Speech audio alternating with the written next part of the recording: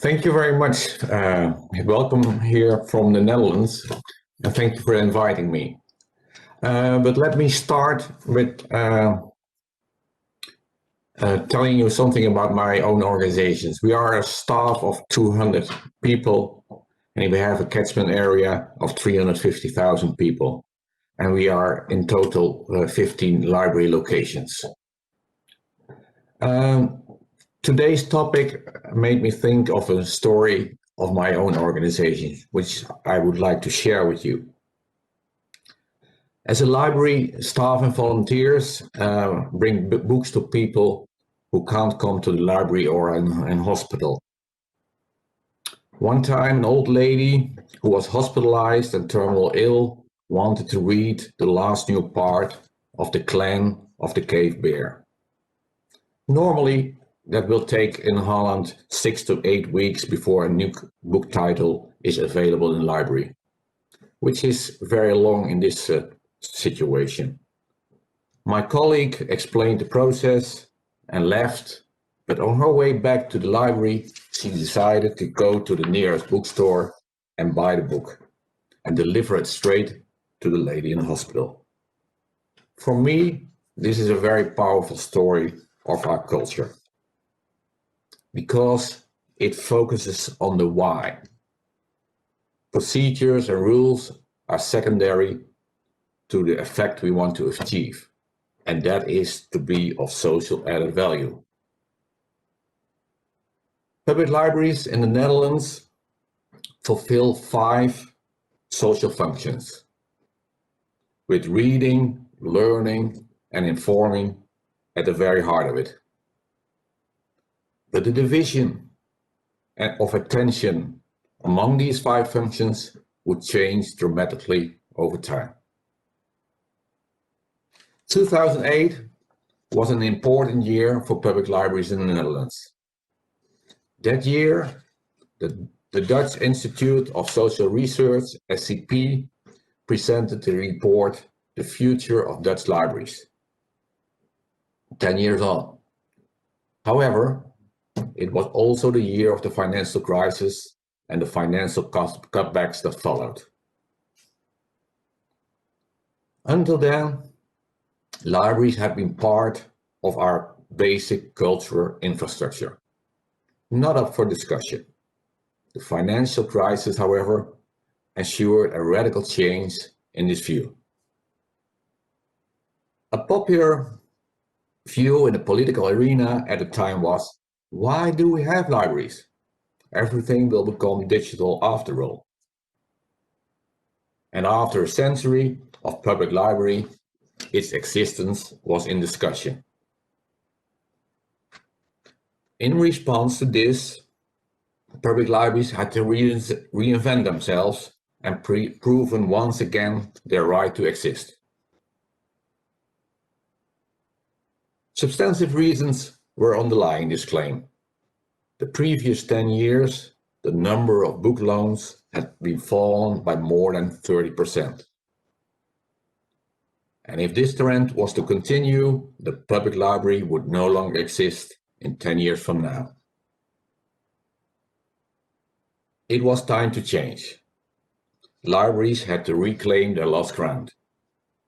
The solution we and many libraries with us embraced was what we call retail. Our inspiration became the best bookstores of the world. It was time to put the customer first. We wanted to surprise, seduce, and inspire our customer. We trained our staff and assessed our staff on service orientation and customer friendliness. Our collection no longer placed in traditional dull bookcases, but frontally presented on easily accessible presentation tables, and the focus on these tables lies with the new and popular book titles. This resulted, as you can see here, in beautiful new libraries with a vast collection of new book titles. Unfortunately, it did not address the underlying problem. After every renovation that came with a small revival of members, the decline of book loans continued.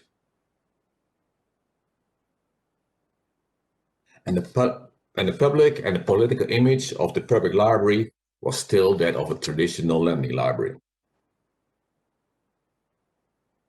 We therefore had to return to the drawing board and come up with a different and better solution.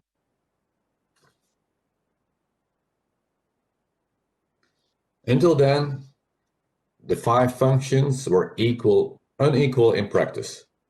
By far the most money, staff capacity, and the majority of the floor area was spent on promoting and introducing literature. In the past, what we had done with the retail concept was to further increase the focus on the reading function, a classic example of shrink to excellence.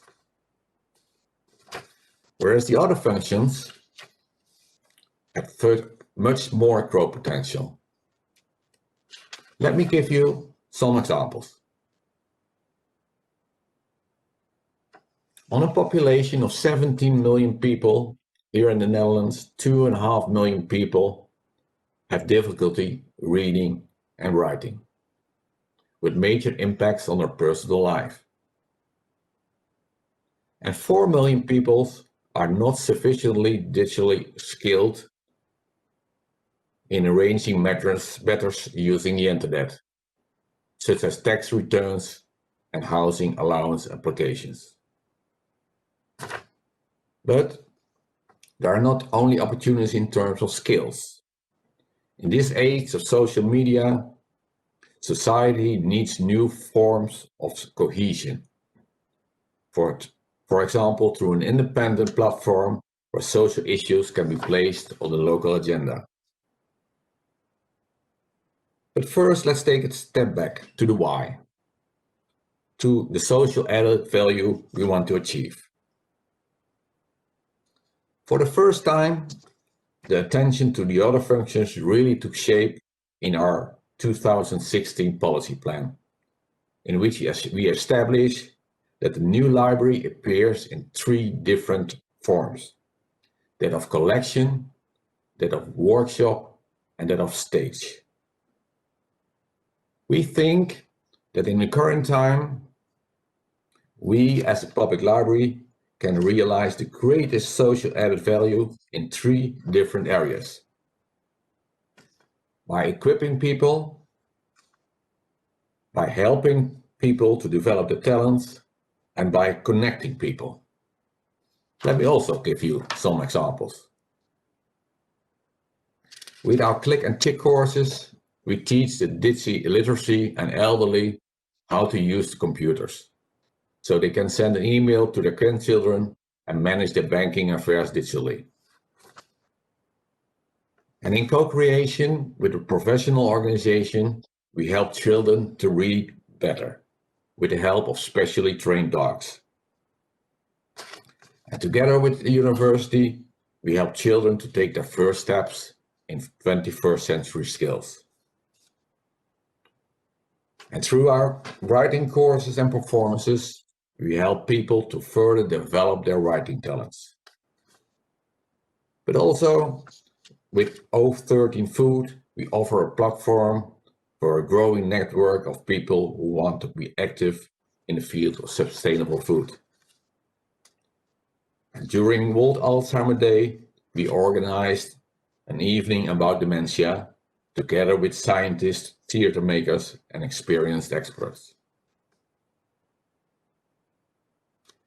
The success of our organization is not only in the why and where we want to be of added value, but also in the how we give it shape and content.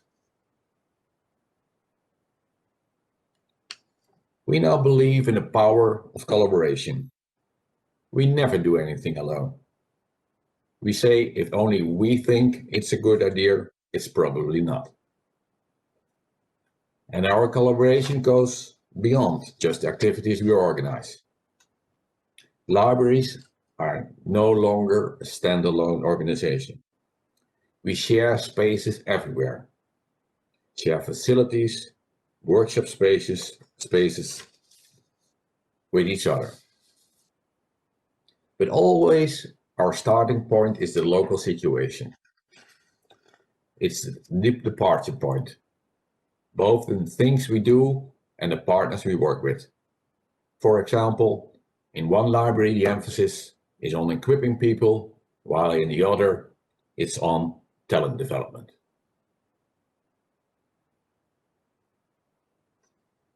As said before, we established that the new library appears in 3 different forms: that of collection, workshop and stage.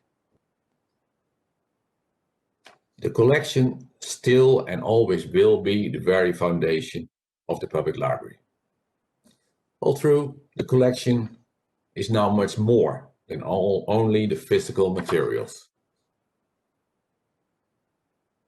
And in addition, the public libraries give substance to workplace functions, towards learning on numerous subjects as writing, reading, programming, and other digital skills. And last but not least, the public libraries is a stage to inspire, a stage for writers, but also a place to discuss topics that are the concern of the local population or a society as a whole. And although the number of book loans is still falling every year, the number of activities is rising sharply every year. Last year we organized almost 3,000 activities. To show you what this looks like, I sent you a video about the Lokhal, which in my point of view gives a good impression how a modern library in the Netherlands looks like. It's an award-winning building, and also we as a library were nominated for Best Library of the World. And only recently the Dutch Library Society voted us the prize for Best Library of the Netherlands in 2020. I thank you very much for your attention.